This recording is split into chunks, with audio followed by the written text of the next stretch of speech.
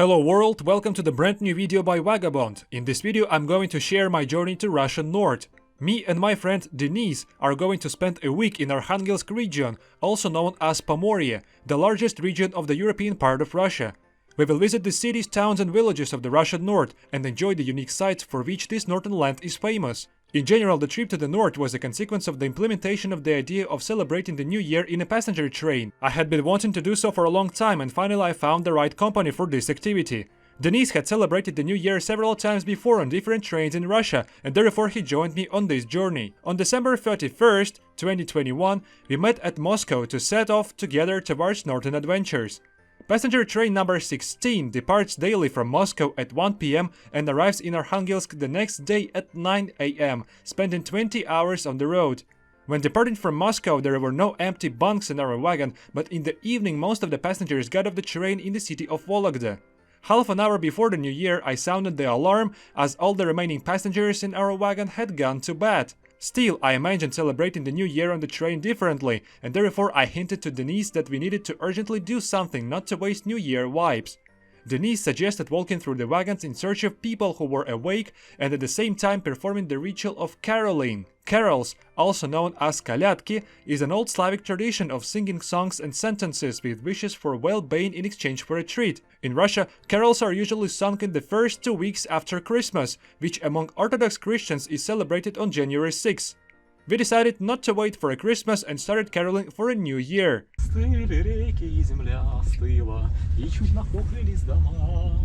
Это в городе тепло и сыро, это в городе тепло и сыро, а за городом зима, зима, зима. We found a dozen awake companies who were going to celebrate the new year, like us on the train. Denis was a professional singer and at first he caroled along, and I only accepted treats from listeners. However, passengers of the train treated us not only to sweets, but also to all kinds of alcohol beverages. After taking some shots of beer, vodka and whiskey, I started singing along with Denis. И уносят меня, в звенящую снежную даль. Три белых коня, эх, три белых коня, декабрь, январь и февраль. In the end, we found a company of several people who, like us, went to Arkhangelsk to authentically celebrate the new year on a northbound train. So we celebrated the new year together. Все, 0 часов у меня случился. Да, 0-0. Ура! Ура! Ура! Ну все, бабам-бабам-бабам. В это время. Всем С Новым годом! С Новым годом! С Новым годом. Чтобы у всех все получилось.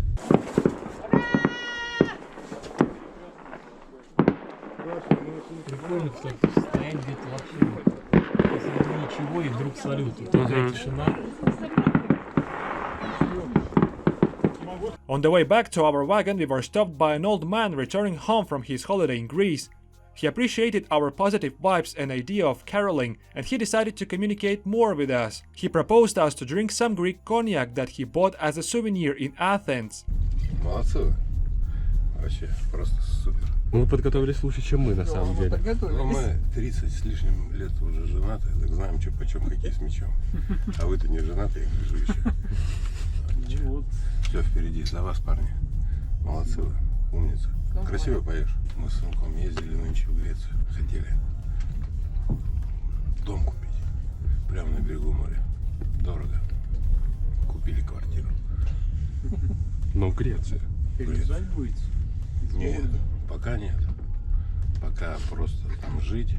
Много детей у нас с женой. Старались изо всех сил. Все выросли уже. В Питере живут, то все. Вот, а сейчас все вместе скинулись. И там наконец-то случилось. Отдыхать пока. А там поглядим, как дальше будет. А как дальше год какой будет. Потому что этот год был хорошим только Этот год только что для начался, вампиров. а прошлый только что закончился. Да, этот еще мы не знаем. Да, тот год. Этот еще непонятно какой будет. Да, тот, знаешь. Вампиры были счастливы в том году. А в этом не знаю, будут ли они счастливы. Поглядим. Although I extremely rarely drink strong alcohol, especially in large amounts, Under the pretext of the New Year celebration, I decided not to refuse the company of the man and finished 4 to 5 more shots of cognac. After an hour of discussing pretty much everything that could be discussed, I returned to my wagon, crashed on my bunk and instantly fell asleep to wake up at the approaches of Arkhangelsk. We're approaching Arkhangelsk, crossing the bridge over Severodvinsk river, which is completely frozen and covered with ice. Here we are in Arkhangelsk at its main railway station. This is our train that got us here from Moscow. Now we are going to go to the place of our stay at first to leave our massive backpacks, and we have to do everything pretty fast because we have a limit in the form of time. Now it's like 9 AM. The sunrise is supposed to be at 10 AM and the sunset happens after 2 PM. So the day is very short here. A little bit more than 4 hours basically. Welcome to Arkhangelsk, one of the largest cities in the north of Russia. In fact, Arkhangelsk is not the most popular tourist destination. Although there is a number of exciting sites around Arkhangelsk, tourists rarely spend a lot of time in the city. Arkhangelsk is better known as the industrial center of the region. The main branch of the city's economy is woodworking. In addition, citizens of Arkhangelsk are engaged in fishing and shipbuilding. Denis and I first went to our couchsurfing host who lived on the outskirts of the city. We had breakfast at our northern home and then began our urban exploration of Arkhangelsk. So here we are in the historical center of Arkhangelsk. This is the map of the center with 49 landmarks. And this is one of the most recognizable landmarks of the city of Arkhangelsk, this kind of massive Soviet business center. And an interesting moment that I want to point on is the temperature and humidity. This is not that cold at the moment, approximately -9, but due to high humidity, it feels way colder. Arkhangelsk was one of those Russian cities that looked more or less similar to each other. Nevertheless, among the city's attractions I would note some merchant houses and a couple of Orthodox churches. Also, I liked the new modern residential quarter, which looked pretty European on the contrast with the Soviet architectural heritage that prevails in Arkhangelsk. The strangest construction solution in Arkhangelsk, in my opinion, was a house literally built into a shopping mall. The red house was constructed in 19th century, but by 2010 it had been ruined. Along with the construction of the shopping mall, it was decided to reconstruct the historical building too. So the facades of the building were partially restored, but instead of the back wall, glass partitions with exits to the shopping center were installed. Arkhangelsk stands on Severodvinsk river, which flows into the Dwina lagoon of the White Sea. Despite the fact that it was January and the river looked frozen, icebreakers still operated there and we accidentally found one. The diesel-electric icebreaker Thor was built in 1964 in Helsinki, Finland and operated until the Swedish flag until the year of 2000. In 2003, the icebreaker was registered in Russia and nowadays it operates in the Arctic. A snowdrop of Arkhangelsk abandoned car, forgotten on the street, covered with such massive snow drifts. Where is the roof of that? Jesus wept. Here it is. So it's probably staying here for more than a month. After sunset, we walked along the pedestrian street of Arkhangelsk, notable for the abundance of wooden houses. In Arkhangelsk, you can still find wooden houses that are more than 100 years old. Many of them are in disrepair and fallen apart, but this does not relate to the houses on the pedestrian street. This is next day in Arkhangelsk, our second day in the capital of Pomorie. Today we're supposed to visit the Architecture Museum, which is located close to Arkhangelsk, to see the original wooden cabins that existed here in the region and still exist in some remote villages. Walking around Arkhangelsk, I found some great Soviet mosaic. It is situated on the building of some kind of college. Great Soviet achievements, education, family, labor is illustrated here. Yeah, I was right, it appears to be a financial college. But what I didn't expect to see is Mr. Lenin. The power to the Soviets, peace to the world. So some basic slogans of Communist Party of Soviet Union. Let me tell you that Arkhangelsk is mainly Soviet city, so most of infrastructure here and also real estate was constructed during Soviet era. And therefore the central part of the city is full of these typical Khrushchevkas that you can encounter in any Russian city. This sort of wooden architecture is definitely a landmark of Arkhangelsk. This barrack seems to be barely inhabited. And totally here is approximately 8 apartments. Вот тут у вас, то есть, как бы на растопку, да? Для печки. Раз, два, 3 квартиры, да, в этом подъезде? 4. 2 у нас, там 2 наверху. 50-е. Я почему-то думал, что они раньше были построены. Там 30-е, может быть.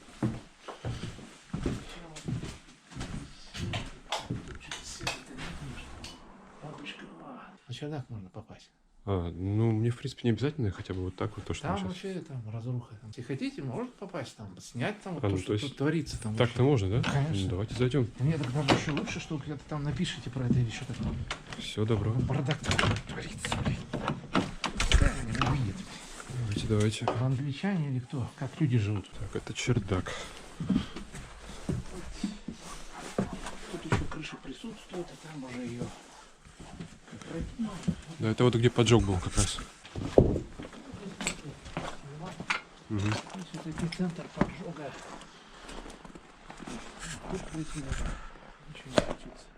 Это еще раз когда произошло? Июль 2019. Как вообще можно жить в таких условиях?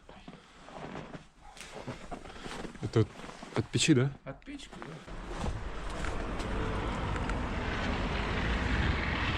Вот вы говорили то, что те, кто собственник, тем выплачивают Да. денежную компенсацию. При расселении. Сейчас их пока не выплачивают. Да. Когда это будет расселять, будут дом, тогда им обязаны выплатить компенсацию, да. Ну, она какая-то вообще соразмерная? Вот я не знаю, в зависимости от того, как вот оценят тот квадратный метр площади в городе, вот в центре города. Мгм. Сколько там оценят они, я не знаю, сколько сейчас стоимость. Ну, просто интересно, хватит ли, собственно, купить, допустим, квартиру? Вряд ли, Замер. я думаю, что вряд ли. Сомневаетесь? За эти деньги ничего нельзя купить. А здесь зимой вообще холодно? Или удается У топить? нас вообще 9 градусов, 9-10 градусов. По 2 раза печка.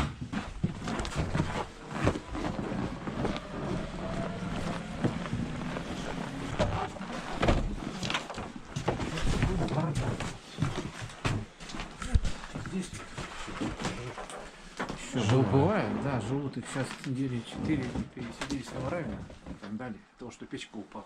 Мгм. Иногда даже есть, можно даже квартиру жить, если, конечно, кто-то есть.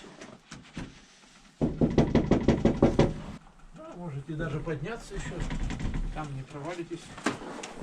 Аккуратно.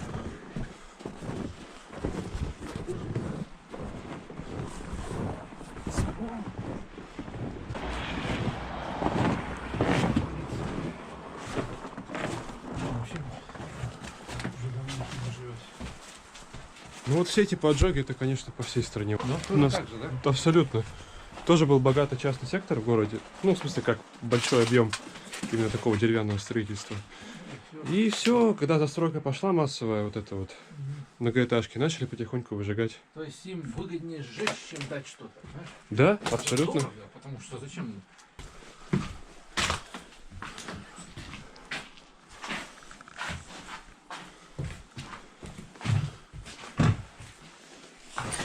Кухня, да? Да, здесь, нет, здесь маленькая комната. Мы здесь раньше жили с подселением. Где тут подселение было. 2 семьи жили. Как бы одна семья здесь, другая там жила. Кухня общая. Был когда-то туалет. Тут ванну какую-то поставили. Давно уже, если, я не знаю, где они топили, может, вообще убрали.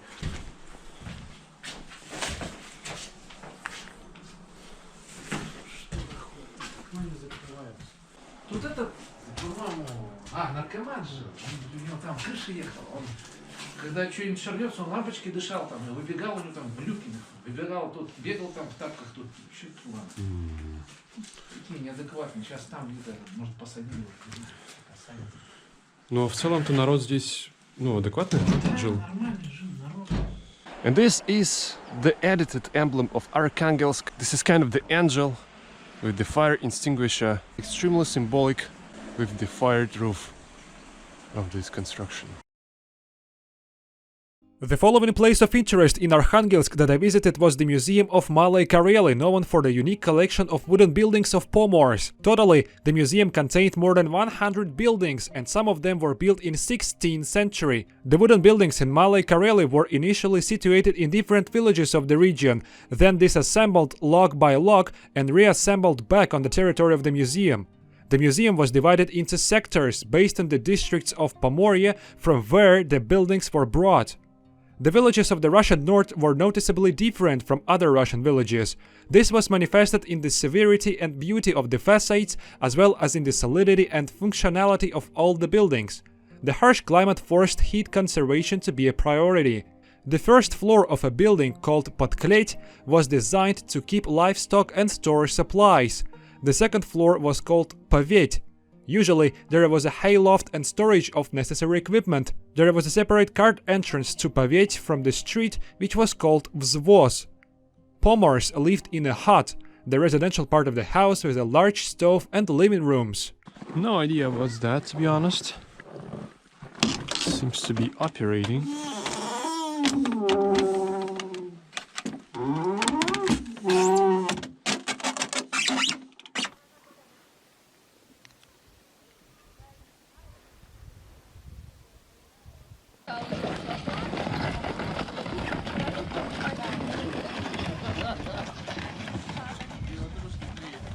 And the culmination of our walk would be this wooden chapel constructed in 16th century. After a decent walk, I believe this is a high time to test local food. Kalitka, basically a pie with potato. This pie is with red berry. So here we are again in Arkhangelsk at its central square of Lenin. And look at this crowd of people. Hundreds of them have woken up after New Year's party. Here is a little ice town. Some ice figurines and basically the main tree, the main Christmas tree in the city in front of the main skyscraper of Arkhangelsk. And this is the camel, surprisingly. This is freaking camel in Arkhangelsk. Arkhangelsk appeared to be way more positive than I expected. Like maybe this is the New Year atmosphere, but I saw a lot of people, a lot of great illumination and real winter, what is also significant. Yes, there are some moments, some abandonment, I would say, but in general city was quite good. I wouldn't like to live here anyway, but I would definitely like to come here again in summer, let's say. It's the most serious face I've ever seen. Sometimes I feel this turtle wanna kill me, but no way. Fucking glass between us. This is the original deer in the city of Severodvinsk.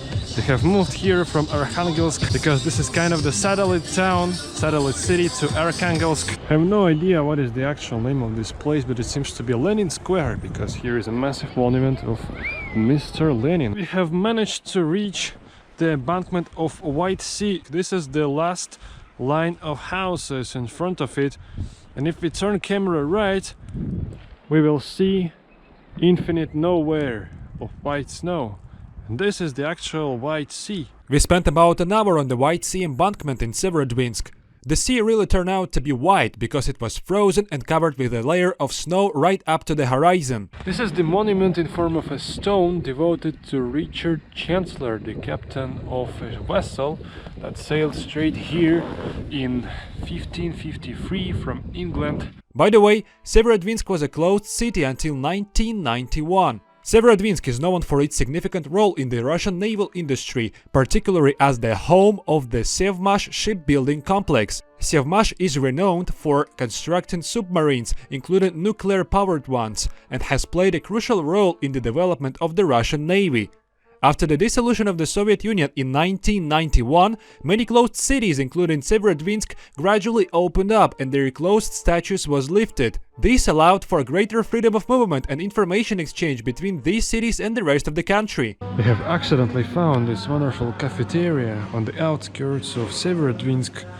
I ordered this cutlet with meat, made of meat, buckwheat porridge, slice of bread and this kind of juice. Costed me 153 rubles, which equals $2. In Severodvinsk There are a lot of examples of good, well-preserved Soviet architecture in the central part of the city. There are some buildings that used to be cultural palaces or maybe cinemas or theaters that are now rearranged to be grocery stores, and also a lot of residential area, also built in Soviet times. In Severodvinsk, we took advantage of couch surfing again and stayed at the place of Sveta and her boyfriend, two local entrepreneurs who owned a cosmetic store. Вот у нас такой цивильный вариант поездки. Мы останавливаемся каждый день у кого-то где-то. Есть возможность поготовить. Что ты готовишь?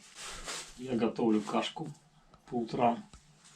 Овсяную. Овсяную. Я готовлю гречку на обед и на вечер. Делаю из нее такой своеобразный крем с миндалем и кунжутным маслом. Это бутерброды со сметаной и сыром. The next day the temperature in Severodvinsk dropped to 25 degrees Celsius below zero, but the frost didn't stop us from going further to the lesser-known corners of Pomorie. In the morning, we said goodbye to our hosts and hitchhiked in the direction of the town of Onega. So we have managed to leave the city of Severodvinsk. We are waiting for our car in this marvelous winter spot. It's minus 22 Celsius at the moment. It's getting cold, so Denis is wearing his warm trousers right now, and we are trying to hitchhike.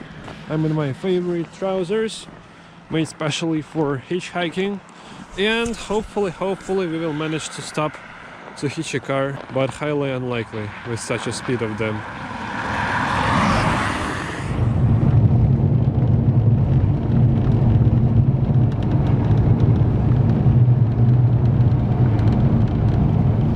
We have stopped at the intersection of roads to get some hot water in a local cafe. And look at that. Look at this beauty. Комфорт приходится платить. Колеса пробились на Кашкай или что? Ну тут это мост они временно сделали, старый убрали. While heading to Onega, we have stopped right in front of the White Sea. This is how it looks in winter. Completely covered with snow and ice.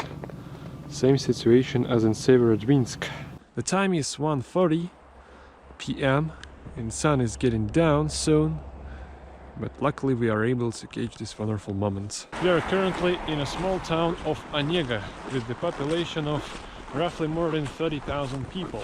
Have managed to find a Soviet hotel in Onega. This is gonna be our room.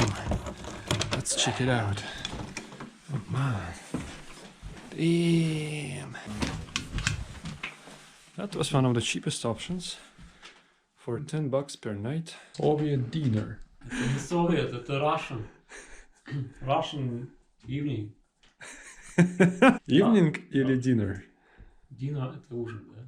If you look at the northern sky after the sunset, you can notice that the transition between colors is smoother than in central and especially then in southern regions, not particularly of Russia but of the world. Due to the different angle the sun goes down.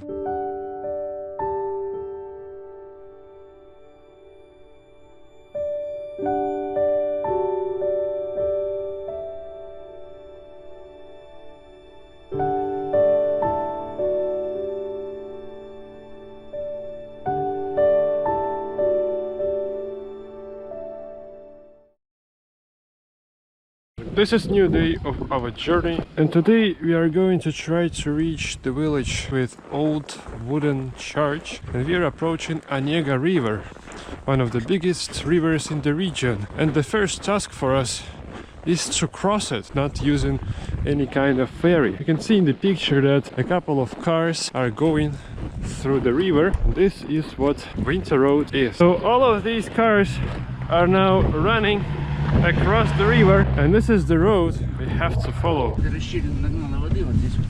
А, вот тут как. Нифига себе. Страшно прям. Не пристегиваемся на переправе. В те времена еще школьники там были, и школьников вывозили в интернат в город. Вот, и на пятницу, субботу они возвращались, а в воскресенье поздно ночью или рано утром все забирались на трактор, в том числе и те, кому надо в город, в больницу, еще куда-нибудь. И этот трактор ехал примерно 4 часа гусеничный, разгребая себе дорогу еще одновременно. А летом, весной и осенью дороги не было вообще, а летом, ну только пешком ходили по краю моря, а летом ходил теплоход примерно 3 раза в месяц. И теплоход вставал на рейде в 2 километрах от берега, и на весельной лодке людей завозили, грузы, продукты, все это вывозилось так. Так вроде вот пока ехали, нормальная дорога. Так в лесу-то нормально, здесь вот переметает очень сильно. Здесь иногда может вот так просто сравнять. Час-два Деревни подходит вроде сильно. тоже обычные, людей, правда, Никого никого нет. нету. Домов много. Они, получается, пустуют, что ли? Все, большинство пустые. Две деревни, 35 человек. We arrived in the village of Vorzogory, 25 kilometers west of Onega. According to information from the Onega resident who gave us a ride, approximately 30 people live in the village. In the village there are 2 wooden churches and 1 wooden bell tower. The oldest church in Vorzogory was built almost 400 years ago, in 1636. People of Vorzogory have been engaged in fishing and hunting, navigation, shipbuilding for centuries. It was the first place where people started cultivating potatoes in the north of Russia. Nowadays, locals also try to develop tourism. We joined the tour organized by our driver, and thanks to this, we got inside both churches and also climbed to the top of the wooden bell tower. The oldest church in Vorzogory was under restoration. It is being restored by a volunteer organization after the church fell into disrepair during Soviet times, when it was used as a warehouse. Usually, religious buildings in the USSR were either completely destroyed or adapted for economic or cultural needs. Many of churches were turned into storages, warehouses, cinemas and sport halls. Residential area in Vorzogory was represented by wooden buildings made of pine from the late 19th to the first half of the 20th century. I have accidentally found this incredible well in this village, which exists here for getting the water. So basically, here is this kind of long stick that you put in this well. There is the bucket on the very end of it. Then you pull it back and get the full bucket of water. The only issue is that the water here consists of a lot of metal, I guess, or something, because it's like it has a yellow color. But as soon as I don't have a lot of options to drink, I will have to drink this particular water. You leave it here and then close the well, not to freeze it completely. This is how people live here for hundreds of years. While taking a bird's eye view of a village, I lost control of my drone. At an altitude of more than 100 meters, the drone got caught in the airflow and began to be carried towards the sea. I managed to land the drone on the outskirts of the village, after which it ran out of battery. After an hour and a half of searching, I finally found the drone, but during this time the driver who brought us to the village managed to leave. We were lucky to find other tourists who gave us a ride back to Onega, so we spent one more night in the town, after which we went further to look at the wooden churches of the Russian north. Денис, расскажи, что ты заказал в этой потрясающей столовой города Онеги? Я заказал куриную отбивную за 167 рублей. Я заказал рассольник, это единственный суп, который здесь есть. Салат, похожий на винегрет, и чай за 9 рублей. Но у меня по-скромному пюре и котлеты. Alright, basically this is the review of our hotel. $10 per person for a night. We are staying here for the second night. This is kind of the table with our stuff, 2 bunks, sink. Completely deserted at the moment. It's approximately 9 p.m. right now. There are a lot of more or less similar rooms. Let's get to the kitchen. This is the kitchen. Essentially, again, a sink, microwave, a kettle, some stuff, and the darkness outside. Here is no stove, so there are some obvious issues with cooking the food. So you should buy some prepared one. This is the toilet, by the way. Let's check it out. Quite an interesting toilet, just because here is no sink, as you can see. It's pretty Soviet, like 146% Soviet toilet. You can close it with this shekolda. And the final room And now is the bathroom. So pretty reasonable, pretty logical construction of concave floor to let the water get down from here. Ventilation, surprisingly, the light, again the mirror and some hangs. Hey, what's going on world? This is new day, the 6th of January. Tomorrow is gonna be Orthodox Christmas, and today we are finally leaving Onega, me and Denis. Currently I'm without Denis, he's gathering his stuff. I decided to start first. We are going to reach the city of Plesetsk today, and also some villages with interesting wooden churches. Вот сюда война не дошла. Здесь только вот что заходили эти интервенты, там как с Белого моря стреляли этими снарядами.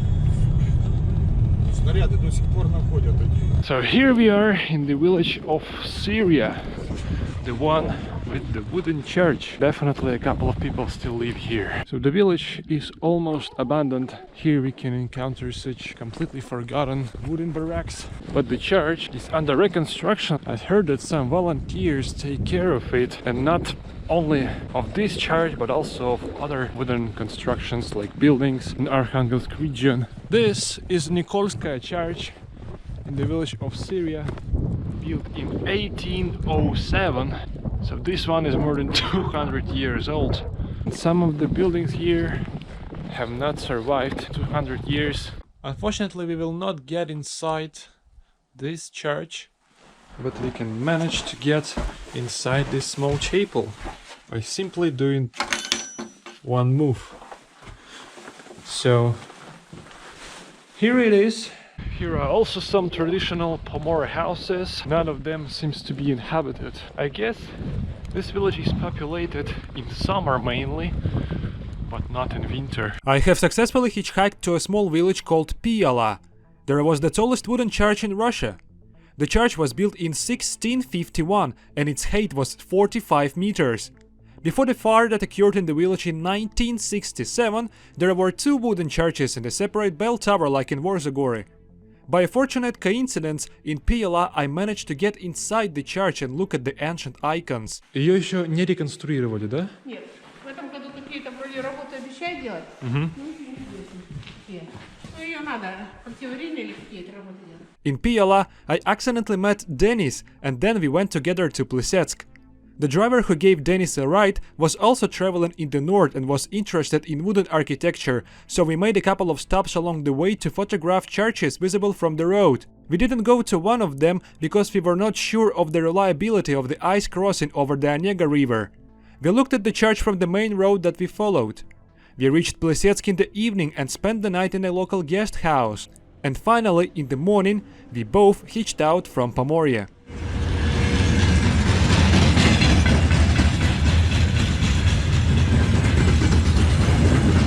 I'm pretty satisfied with the route, with the attractions and places that we have visited, and I believe I will return to this area in summer and perhaps one year in winter again.